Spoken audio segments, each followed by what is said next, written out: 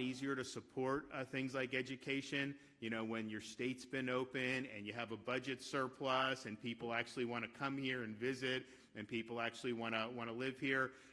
And so that's put us in a position to be able to do even more than I think a lot of people thought possible, not just with education. We've done a lot with conservation, with our environment. We've done a lot for law enforcement.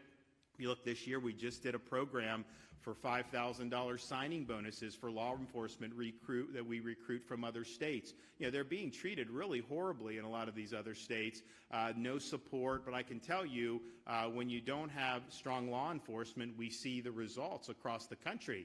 You start to see crime spike. You start to see society really decay. And, you know, I'm, proud of, economy, education, all those things are so important. If you don't have safe communities, none of that stuff will matter much in the future. So we're happy to have done that. We're going to be able to do a lot more. So I'm excited to be able to, as you know, we've got 5 finalists for Teacher of the Year, and those 5 finalists will all get a check for $15,000, which is well deserved.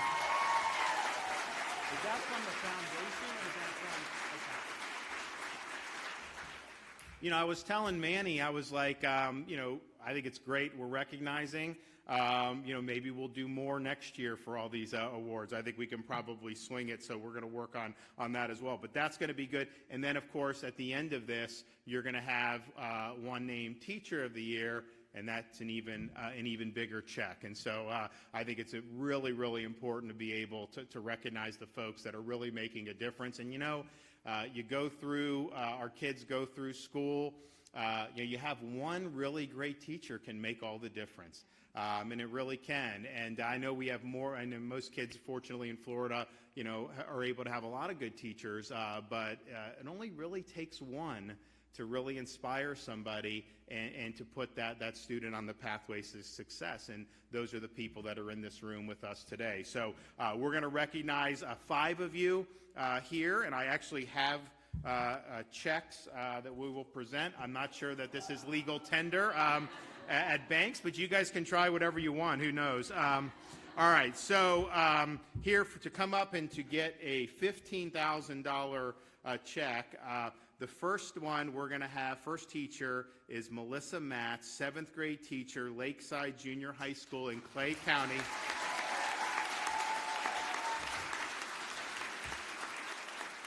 She makes it a point to speak with each student as they enter her classroom, encourages them to go out of their comfort zone each day, and has done a phenomenal job teaching math. And so we're going to do, congratulations. Yeah, of course. Who's got the, okay, right there.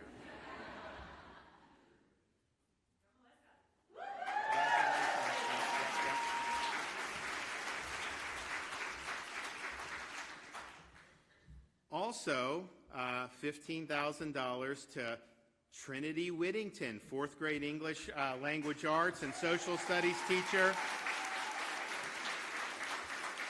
at Bell Elementary in Gilchrist County. And she's lived in Gilchrist her entire life. In addition to teaching English and social studies, she also teaches about service by leading school-wide efforts to provide blankets to the local nursing home, and she started a library swap program to promote literacy. Congratulations. Thank you so much. Appreciate you.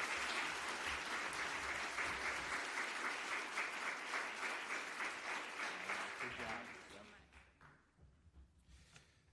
Next, we have Jennifer Jaso, social studies teacher at Sarasota Middle School. She holds several leadership roles at the school: department chair, professional learning community leader, History Day coordinator, longstanding presenter at the National Council for Social Studies Annual Conference and the Florida Council for the Social Studies Conference. So thank you so much and congratulations. Yes, absolutely. There you go.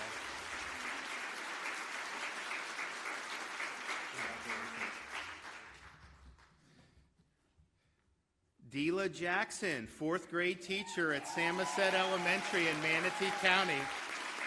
She's especially passionate about teaching math and is known for engaging her students with high-quality lessons plans as well as singing to drive the lessons home. Mrs. Jackson was a police officer before she became a teacher and serves on her school's emergency response team. Congratulations. All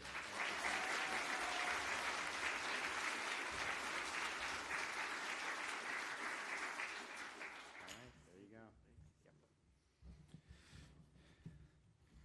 Seema Nayak, fourth grade teacher at Eagle Ridge Elementary School in Broward County.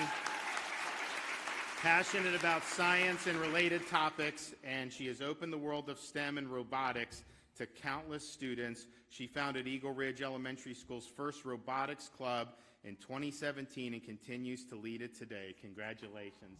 Thanks so much. Thank you.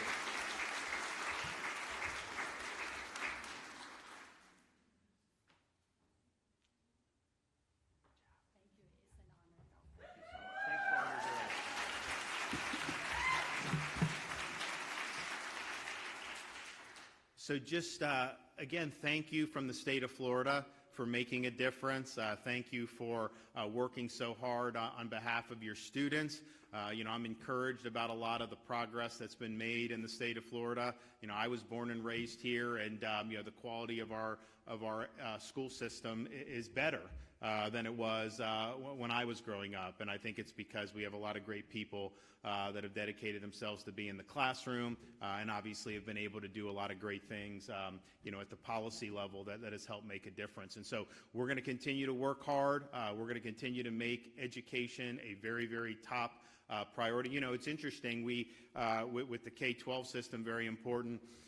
We just did a thing with Bright Futures to make sure more students could do it because, you have to do volunteer hours, which I think is a good thing. But, some of these students come from low-income families. They need to actually have jobs to help support their families. So what we said is, that work experience can count for the hours that you need for Bright Futures. And so that's going to open up more opportunities. But we've not let them raise tuition since I've been governor. And so you go like these...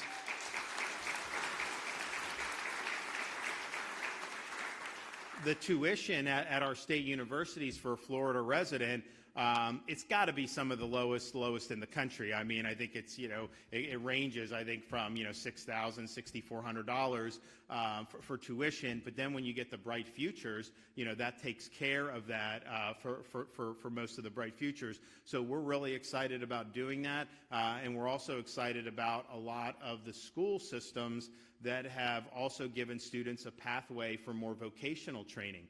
And we're seeing people do really, really well. And we've been focusing on this since I became governor, and some people will say, well, the college track's better. Here's the thing. It's not mutually exclusive. We actually have students that are taking AP classes and end up with a certification in a vocation, and then they can make the decision that they want to do.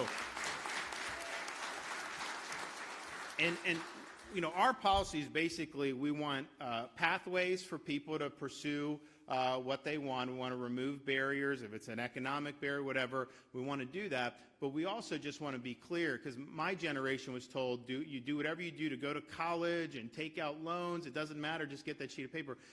Honestly, I'm a big fan of education, post-secondary, but I'm not a big fan of students going $150,000 in debt. That is not a way to start off your professional life. And so in Florida, we're making it affordable at the university level, but we're also providing other pathways where there's really, really high demand for some of these fields that may not require a four-year degree, but will allow people to do very, very well with very minimal debt. And so we're happy about that, and we're going to continue working really hard. So congratulations for all the good work. I think in the last 2 years, the circumstances weren't necessarily easy, but I would put Florida up against any state for what we've done with the schools and for our students over these last 2 years, and that's because of you. So thank you all, and God bless everybody.